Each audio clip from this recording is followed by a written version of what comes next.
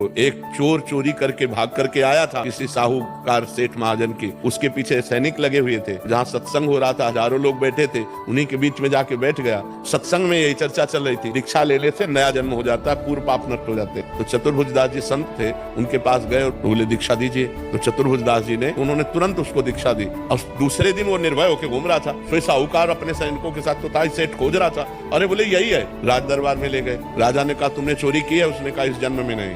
साहूकार ने कहा मैं कसम खा के कहता हूं किसने कल चोरी की है, ये केवल भेष बना लिया है। उस समय जो पद्धति चलती थी सत्य को प्रमाणित करने के लिए, तो एक लोहे का फार गर्म किया जाता था और पीपल की छोटी सी नवीन पत्ता ऐसे रख दिया जाता था और उसके ऊपर सूत ऐसे बांध दिया जाता था और वो लोहे का जलता हुआ फार हाथ में ले और सूत जले ना और 7 कदम चल के फेंक दे, वो सत्य माना जाता था। ऐसा ही चोर के साथ किया गया। जोर से बोला मैंने इस जन्म में कभी पाप नहीं किया और 7 कदम चला फेंक दिया, बिल्कुल सूत ज्यों का त्यों।